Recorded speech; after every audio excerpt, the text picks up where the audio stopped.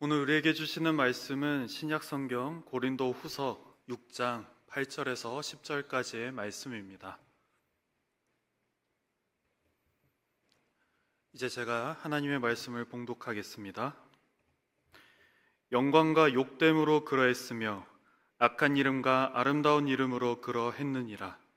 우리는 속이는 자 같으나 참되고 무명한 자 같으나 유명한 자요, 죽은 자 같으나 보라 우리가 살아있고 징계를 받는 자 같으나 죽임을 당하지 아니하고, 근심하는 자 같으나 항상 기뻐하고, 가난한 자 같으나 많은 사람을 부요하게 하고, 아무것도 없는 자 같으나 모든 것을 가진 자로다.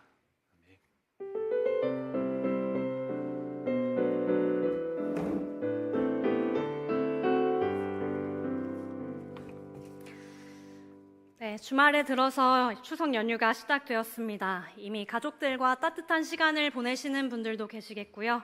어디론가 떠나가거나 누군가를 기다리시는 분도 계실 텐데 먼 길을 오가는 길 안전하시기를 바랍니다. 명절은 언제나 반갑습니다. 왜냐하면 오랫동안 만나지 못했던 가족들을 만날 수 있는 날이기 때문일 겁니다. 그러나 아이러니하게도 이날이 누군가에게는 또 그리움으로, 누군가에게는 부담으로 다가오기도 합니다.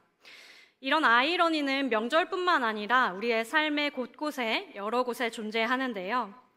우리는 사랑하는 사람과 가까이 있고 싶지만 가까우면 가까울수록 사소한 갈등이 쉽게 생기기도 합니다. 혼자일 때는 외로운 것 같지만 함께 있어도 마음 한켠이 고독할 때가 있습니다. 오늘 같은 날 보고 싶었던 가족과 드디어 만나게 되었지만 싸우게 되기도 합니다. 열심히 노력한다고 해서 늘 성공하는 것도 아니고 예상치도 못했던 결과가 우리의 발걸음을 결정짓기도 합니다. 제가 앞서서 말한 아이러니라는 말은요, 우리가 기대하는 것과 현실이 어긋날 때 생기는 것입니다. 그런데 이 아이러니에서 우리가 주목해야 할 만한 점은요, 같은 상황도 보는 사람에 따라서 완전히 다르게 보인다는 것입니다. 명절이라는 하루는 누군가에는 굉장히 축복 같은 그런 하루이지만 또 누군가에는 마음의 짐이 되는 날이기도 합니다. 예를 들어서 물컵에 물이 반쯤 남아있다고 우리 해봅시다. 어떤 사람은 절반이나 남았네 라고 하지만 어떤 사람은 반밖에 남지 않았다 라고 말합니다. 결국 중요한 것은 무엇이 있느냐 아니냐가 아니라 어떻게 보느냐, 어떤 시선으로 보느냐입니다. 바라보는 관점인 곧 세계관이 이 모든 차이를 만들어내게 되는데요. 세계관은 세상을 바라보는 눈이자 해석하는 틀입니다. 그래서 우리는 같은 현실을 살아가지만 서로 다른 세계관 속에서 전혀 다른 세상을 경험합니다. 물이 반쯤 남은 물컵처럼 우리의 현실이 동일하다면 우리가 선택할 수 있는 것은 하나밖에 없습니다. 어떤 눈으로 세상을 바라볼 것인가, 그거 하나만 선택할 수 있는 것이죠. 우리 앞에 현실이 바뀌지 않는다면 우리는 우리의 시선을 바꿔야 할 텐데요. 여러분들은 오늘 어떤 눈으로 세상을 바라보시겠습니까? 오늘 본문인 고린도후서의 말씀은 사도 바울 또한 바뀌지 않는 현실 속에 있었다는 것을 보여주는데요. 그리고 이 본문은 동시에 우리가 가져야 할 한 가지의 해답을 제시합니다. 오늘 본문인 고린도후서 6장 8절과 10절의 말씀을 제가 읽겠습니다. 영광과 욕됨으로 그러했으며 악한 이름과 아름다운 이름으로 그러했느니라. 우리는 속이는 자 같으나 참되고 무명한 자 같으나 유명한 자요, 죽은 자 같으나 보라 우리가 살아있고, 징계를 받는 자 같으나 죽임을 당하지 아니하고, 근심하는 자 같으나 항상 기뻐하고, 가난한 자 같으나 많은 사람을 부요하게 하고, 아무것도 없는 자 같으나 모든 것을 가진 자로다. 성경은 이렇게 이야기하고 있습니다. 본문은요, 바울의 삶이라고 하는 하나의 현실을 두 가지 시선으로 보여주고 있는데요. 한쪽 시선은 바울에 대해서 이렇게 이야기합니다. 속이는 자, 무명한 자, 죽은 자, 징계를 받은 자, 근심하는 자, 가난한 자, 아무것도 없는 자. 그리고 다른 시선은 바울에 대해서 이렇게 이야기합니다. 참된 자, 유명한 자, 살아있는 자, 죽임을 당하지 아니한 자, 항상 기뻐하는 자, 많은 사람을 부유하게 하는 자, 모든 것을 가진 자. 바울의 삶이라는 하나의 현실을 두고 서로 다른 시선이 존재합니다. 그렇다면 이 두 시선의 차이는 어디로부터 시작된 것일까요? 그 답은요, 고린도 교회의 세계관 속에 있습니다. 신약시대에서 고린도는요, 무역이 아주 활발한 항구 도시였습니다. 그래서 경제적으로 부유했고, 동시에 사치와 쾌락이 만연한 도시였습니다. 고린도 지방뿐만 아니라 이 당시에 지중해 시대의 사람들은 세상을 두 가지, 명예와 수치라고 하는 세계관으로 바라보았습니다. 여기서 말하는 명예는요, 사회적인 평판을 말합니다. 개인적인 평가, 사회적 지위, 출신 가문, 시민권, 성공 같은 요소들이고요. 반대로 수치는 단순히 어떤 창피함이나 부끄러움이 아니라 공동체로부터의 배제를 뜻했습니다. 그러니까 수치는 단순한 감정이 아니라 관계의 단절을 의미합니다. 그렇다면 이 세계관에서는 명예가 굉장히 중요할 텐데요. 이 명예의 기준은 두 가지로 요약될 수 있습니다. 하나는 태생적인 기준이고 다른 하나는 획득적인 기준입니다.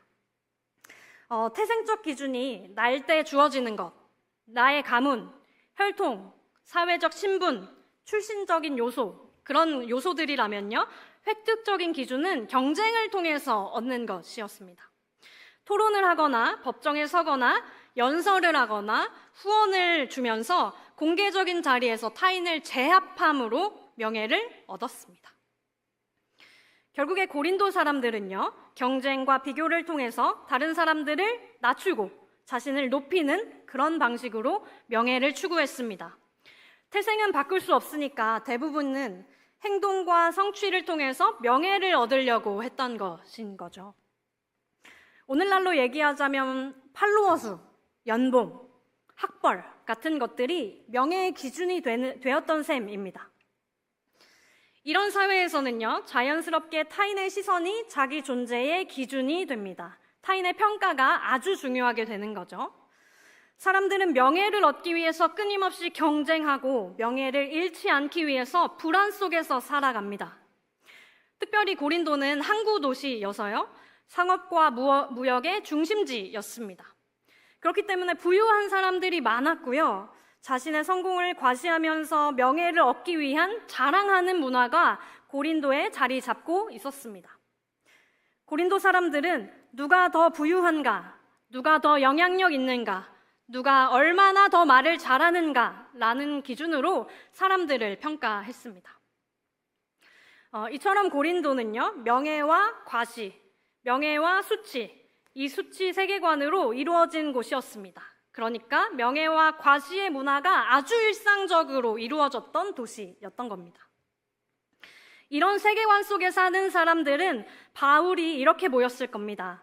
속이는 자, 무명한 자, 죽은 자, 징계를 받은 자, 근심하는 자, 가난한 자, 아무것도 없는 자라고 말입니다.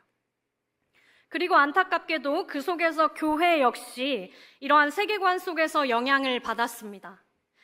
바울은 단순히 이 본문에서, 오늘의 본문에서 어떤 오해랑 싸우고 있는 것이 아니라 이런 명예 중심의 사고 방식과 싸우고 있었습니다. 실제로 고린도 교회의 여러 가지 문제들은요, 결국 세상의 가치관을 교회 안으로 들여온 결과이기도 했습니다. 고린도전서 1장 11절과 12절에는 이렇게 기록되어 있는데요, 바울의 말입니다. 내 형제들아, 글로에의 지편으로 너희에 대한 말이 내게 들리니 곧 너희 가운데 분쟁이 있다는 것이라. 내가 이것을 말하거니와 너희가 각각 이르되 나는 바울에게, 나는 아볼로에게, 나는 게바에게, 나는 그리스도에게 속한 자라 한다는 것이니. 고린도 교회 안에 사람들이 이렇게 말합니다. 나는 바울 선생님에게 배운 사람이야. 아니, 나는 아볼로에게 배운 사람이야. 나는 게바에게 배운 사람이야. 나는 그리스도에게 속한 사람이야. 이렇게 말합니다. 이렇게 특정 지도자의 이름을 대는 것은 단순한 어떤 분파를 지으려는 문제가 아니라요, 나는 유명한 그 사람의 제자다라는 명예의식을 표현했던 것입니다. 결국에 이 고린도전서의 문제는 교회 안에서 다른 사람들보다 더 명예롭기를 원했다는 걸 볼 수 있다는 거죠. 그리고 또 고린도전서 12장에는 은사 문제가 등장합니다. 이 고린도전서 12장을 쓸 무렵에는요, 사람들이 교회 안에서 은사를 자랑하고 있는 거예요. 은사를 자랑합니다. 영적인 체험이 많으면 많을수록 더 명예로운 사람으로 여겼기 때문인데요. 바울은 몸의 비유를 들어서 이렇게 말합니다. 모든 지체가 소중하고 약해 보이는 지체가 도리어 더 소중하다. 이렇게 말하고 있습니다.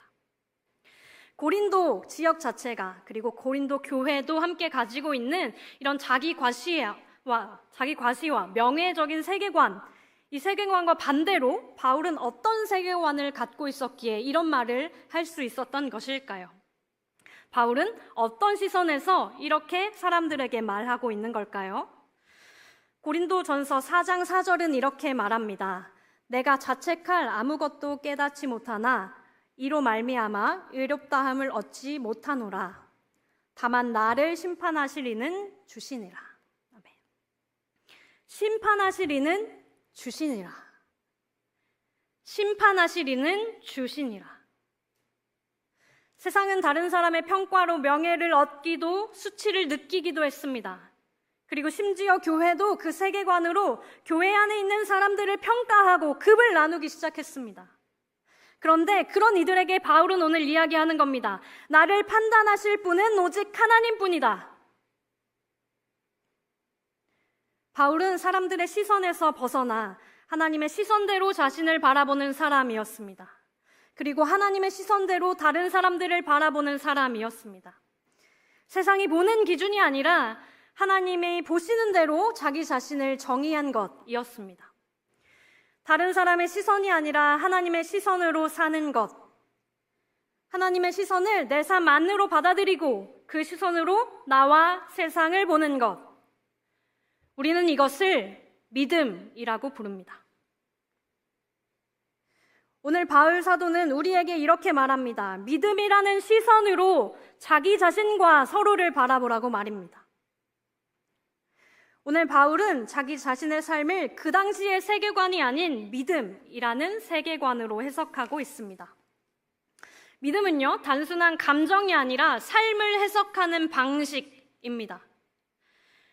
오늘 본문은 계속해서 바울이라는 하나의 현실을 대조해서 말하고 있습니다. 두 세계관이 대조해서 바울이라는 현실을 말하고 있는데요.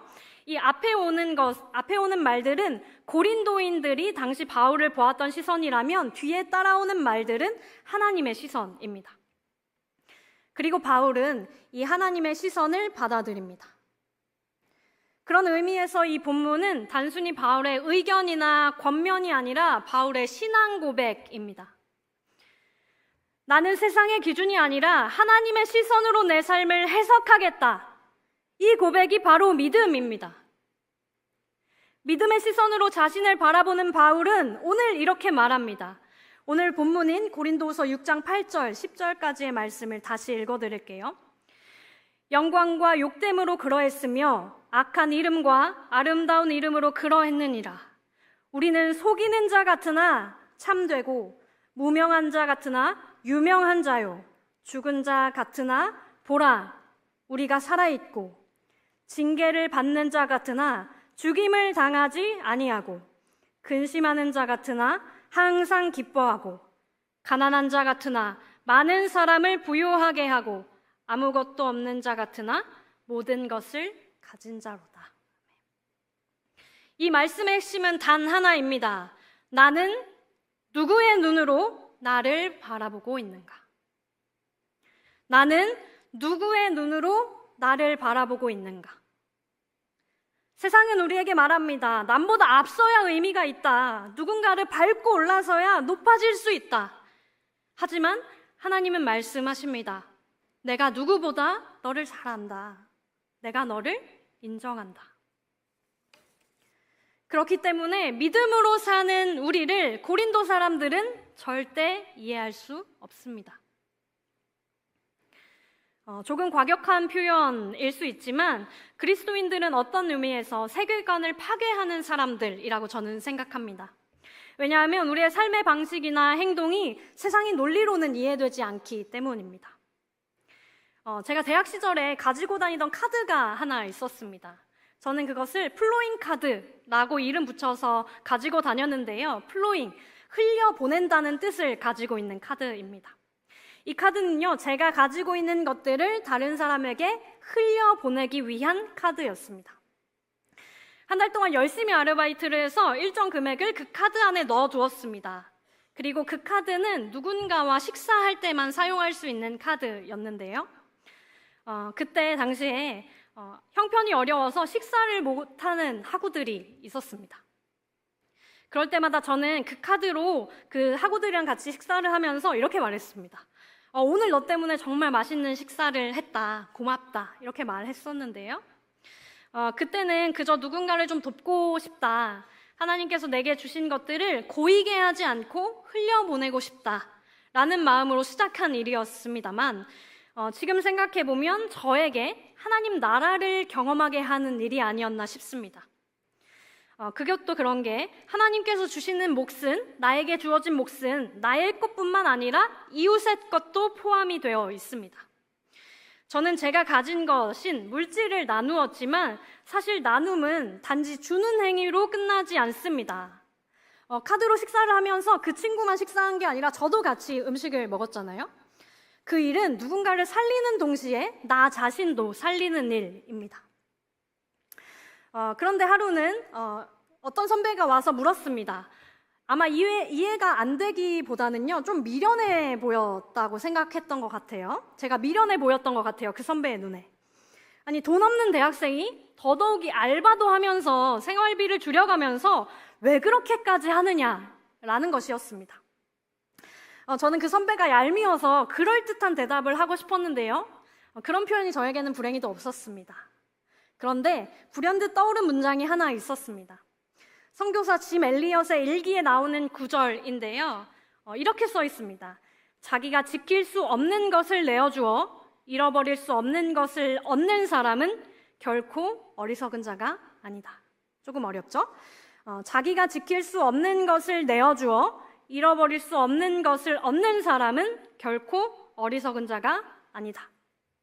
저는 그 당시에 조금 더 단순하게 표현했는데요. 이렇게 표현했습니다. 영원한 것을 위해서 영원하지 않은 것을 버리는 자는 바보가 아닙니다. 라고 얘기했었습니다. 사랑하는 여러분, 그리스도인의 삶은 바로 그런 것입니다. 합리적으로는 설명되지 않더라도 그리스도인이기 때문에 하는 일들이 우리 안에 있을 것인데요. 영원한 것을 위해 영원하지 않은 것을 버리는 사람은 어리석은 사람이 아닙니다. 그 사람은 하나님의 시선을 따라서 사는 사람들입니다. 그런데 우리가 한 가지 더 생각해 봐야 할 것이 있습니다. 우리가 보통 믿음을 생각할 때 긍정적으로 생각하자라고 하는 맥락과 다 있다고 생각하는데요. 믿음은 우리의 현실과 상관없이 그냥 긍정적으로 바라보고 긍정적으로 생각하면 되는 것일까요? 저는 친구에게 이런 이야기를 들은 적이 있습니다. 이야기를 듣고 마음에 찔림이 있었는데요. 그리스도인들은 자기가 해야 할 일도 하나님께 다 맡긴다.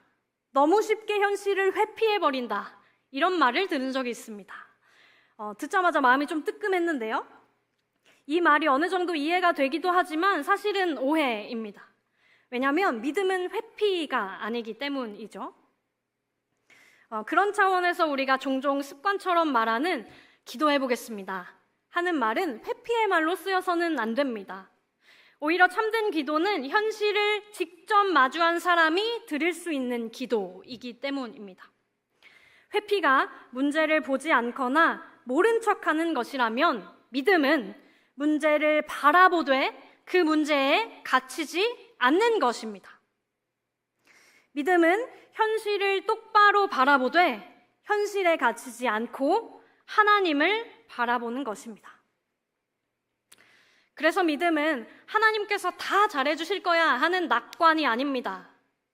믿음은 단순히 현실을 긍정적으로 바라보는 것이 아니기 때문입니다. 믿음은요, 현실을 똑바로 보면서도 하나님을 신뢰하는 것입니다. 그래서 믿음은 두 가지 차원이 있는데요. 현실 인식과 하나님 신뢰, 이 두 가지 차원을 믿음은 포함합니다. 그래서 바울은 이렇게 고백합니다. 죽어가는 자 같으나 살아있고 징계를 받는 자 같으나 죽임을 당하지 아니하며 근심하는 자 같으나 항상 기뻐하노라. 바울은 자기의 현실을 명확히 인식했습니다. 죽어가는 자 같고 징계받는 자 같고 근심하는 자 같지만, 그리고 동시에 하나님에 대한 신뢰로 이 현실을 해석했습니다. 살아있고 죽임을 당하지 아니하며 항상 기뻐하노라. 이것이 믿음이라는 시선 속에서 이루어지는 일들입니다. 그러나 여러분, 믿음으로 살아가는 것은 쉽지 않습니다. 우리가 믿는 것과 눈앞에 펼쳐진 상황은 전혀 다르기 때문입니다. 그래서 우리는 때때로 현실을 외면하고 포기하고 싶어지기도 합니다. 그냥 하나님과 즐겁게 긍정적으로 살면 되는 거 아닌가? 라고 하는 생각도 듭니다. 보통 그리스도인들을 순례자라고 말하기도 합니다. 순례자는요, 목적지를 향해 가는 사람을 말합니다. 다른 말로 하면 고향을 향해 길을 걷는 사람이라고 말할 수도 있겠습니다. 그러므로 믿음으로 사는 우리에게는 일종의 멀미가 일어납니다. 왜냐면요, 우리의 삶의 방식은 우리가 꿈꾸는 고향, 곧 하나님 나라의 방식이지만 우리가 사는 곳은 이 땅이기 때문입니다. 다시 말해서 우리의 삶의 방식은 이미이지만 우리가 사는 곳은 아직이기 때문입니다. 이 이미와 아직의 시차 속에서 시차 부적응하면서 살 때 우리는 멀미가 일어납니다. 힘들고 괴롭죠.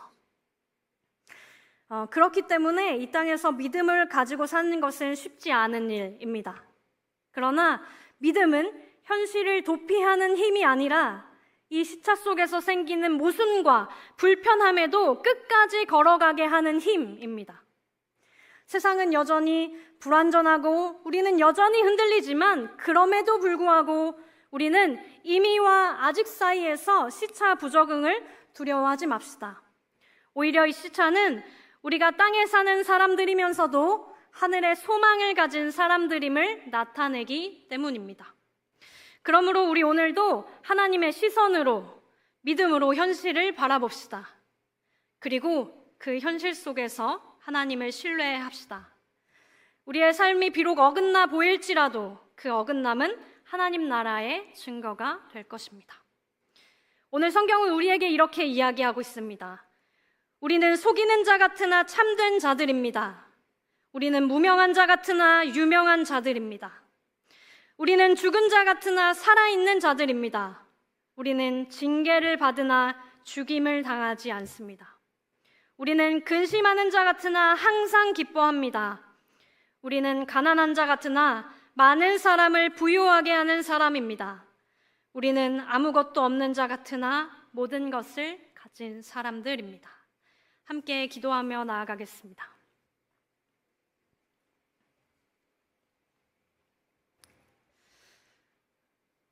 사랑하는 여러분, 오늘 말씀을 통해 하나님께서 우리에게 남겨주신 문장이 있을 것입니다. 이것은 우리가 붙잡아야 할 말씀이면서 동시에 하나님께서 우리 마음 깊은 곳에 새겨주신 메시지입니다. 하나님, 세상의 시선이 아니라 하나님의 시선으로 나를 보게 하소서. 현실이 바뀌지 않아도 현실을 믿음의 눈으로 보게 하시고 우리 안에 있는 두려움, 비교, 자책을 내려놓고 하나님의 시선으로 나와 이웃을 보게 하옵소서. 이 시간 우리에게 주신 말씀을 마음에 품고 각자의 고백으로 하나님께 나아가겠습니다. 함께 기도하겠습니다. 하나님, 오늘 우리에게 믿음이라는 시선을 보여주시니 감사합니다. 하나님, 우리는 세상의 여러 가지 세계관들 속에서 명예와 더 잘됨과 여러 가지 세계관 속에서 삽니다. 하나님, 그러나 오늘 우리가 바라보아야 할 것은 명예가 아니라 바울이 가졌던 것처럼 믿음의 세계관임을 바라봅니다. 하나님, 우리 안에 있는 나를 누르는 두려움, 내가 나를 평가하는 시선들, 이런 것들을 내려놓으며 나아갈 수 있도록 주님 우리를 도와주옵소서. 하나님, 하나님의 시선으로 나를 본 뿐만 아니라 이웃들을 바라볼 수 있도록 도와주시고, 하나님, 우리가 하나님의 마음으로 살아갈 수 있도록 도와주시고 함께하여 주옵소서. 하나님의 시선으로 하나님 우리를 보게 하시고, 하나님의 시선으로 다른 이들을 보게 하시며 하나님 이 시간을 보낼 수 있도록 주님 도와주시고 함께하여 주옵소서. 하나님, 우리 각자에게 주신 말씀들이 있습니다. 하나님, 우리 마음에 주신 이 말씀들을 붙들고 함께 기도할 때 하나님께서 왜 나에게 이 말씀을 주셨는지를 기억하며 하나님 바라며 나아갈 수 있도록 도와주옵소서. 하나님, 세상의 시선이 아니라 우리를 재단하고 우리를 괴롭히는 세상의 시선이 아니라 하나님의 시선으로 오늘 나를 보게 하여 주옵소서. 하나님의 시선으로 하나님 오늘 다른 사람들을 바라보게 하여 주옵소서. 공동체를 바라보게 하시고, 내가 있는 곳을 바라보게 하시고, 우리 가정을 바라보게 하시고, 하나님의 시선으로 바라볼 수 있도록 하나님 우리에게 믿음의 눈을 더하여 주옵소서. 하나님, 우리의 삶 가운데 하나님으로 하여금 믿음의 시선이 필요합니다. 우리 믿음의 시선을 우리에게 주셔서 하나님 그 믿음으로 하나님 우리의 삶을 바라보게 도와주옵소서. 하나님, 우리가 우리 안에 있는 두려움이나 비교나 자책이 아니라 하나님을 의지하며 이 시간 나아갈 수 있도록 주님 도와주시고 함께하여 주옵소서. 하나님을 바라며 이 시간 나아가기를 소망하오니 하나님, 우리 가운데 하나님 더 하나님을 의지하는 마음을 주십시오. 우리 다시 한번 기도할 때 앞으로 한 주를 위해서 기도합시다. 우리 각자에게 주어진 현실을 정면으로 마주하되 하나님을 신뢰하는 믿음을 우리에게 주시기를 기도합시다. 또한 다가오는 한 주간 우리가 이미와 아직의 시차 속에서도 믿음으로 걷게 해달라고 우리 한 목소리로 기도하며 나아가겠습니다. 기도하겠습니다.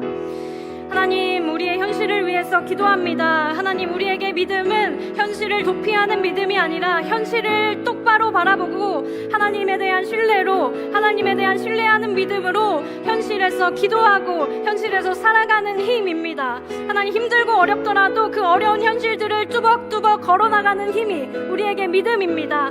하나님, 각자에게 주어진 현실을 정면으로 마주할 수 있는 용기를 우리에게 주옵소서. 하나님, 우리는 때로 현실이 괴롭고 현실을 보기 싫어서 마주하지 않을 때도 있습니다. 하나님, 오늘 우리가 각자에게 주어진 현실을 정면으로 마주할 뿐만 아니라 하나님을 신뢰하는 믿음을 하나님 우리에게 허락하여 주옵소서. 하나님, 우리는 현실을 바라보며 하나님의 신뢰하는 믿음을 가지며 살아갈 때에 하나님 이미와 아직의 시차 속에서도 하나님 우리는 살아갑니다. 뚜벅뚜벅 잘 걸으며 하나님 앞으로의 한 주간을 살아갈 수 있도록 하나님 도와주시기를 바랍니다. 믿음으로 우리가 이 여정을 걸어갈 수 있도록 도와주시기를 바랍니다. 하나님, 우리에게 믿음을 주시기를 바랍니다. 하나님, 믿음을 실행할 수 있는 용기도 주시기를 바랍니다. 하나님, 각자에게 주어진 현실을 정면으로 마주할 수 있는 용기를 우리에게 주옵소서. 하나님을 신뢰하는 믿음을 우리에게 주옵소서. 그 믿음으로 하여금 하나님 그 현실을 뚜벅뚜벅 걸어 나올 수 있도록 도와주옵소서.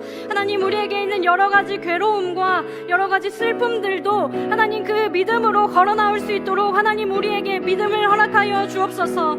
하나님, 이미와 아직의 시차 속에서도 하나님 우리가 하나님을 바라봄을 통하여서 하나님 내가 그리스도와 함께 있음을 통하여서 하나님 여기에서 내가 하나님 나라를 살고 있음을 알 수 있도록 하나님 우리에게 은혜를 더하여 주시기를 바랍니다. 하나님, 우리 가운데 하나님 믿음으로 걸을 수 있는 힘과 은혜를 더하여 주옵소서. 주님을 바라며 하나님 나아갈 수 있도록 주님 도와주옵소서. 주님 앞에 나아갈 수 있도록 주님 함께하여 주옵소서. 주님을 바라며 하나님 이 시간 나아갈 수 있도록 하나님 함께하여 주옵소서.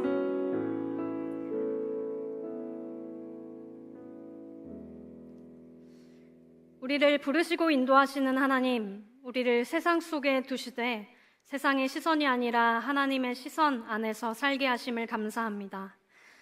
주님, 우리는 여전히 이미와 아직의 시차 속을 살아갑니다. 우리는 완전한 하나님 나라를 기다리며 이 불완전한 현실을 믿음의 눈으로 바라봅니다. 주님, 우리의 걸음이 낙심의 걸음이 아니라 신뢰의 걸음이 되게 하옵소서. 현실을 회피하지 않고 하나님의 약속을 따라 걷는 믿음을 우리에게 주옵소서. 한 주간의 삶 속에서도 주님이 주신 믿음을 통해 나와 이웃과 세상을 바라보는 우리가 되게 하여 주옵소서. 예수 그리스도의 이름으로 기도드립니다.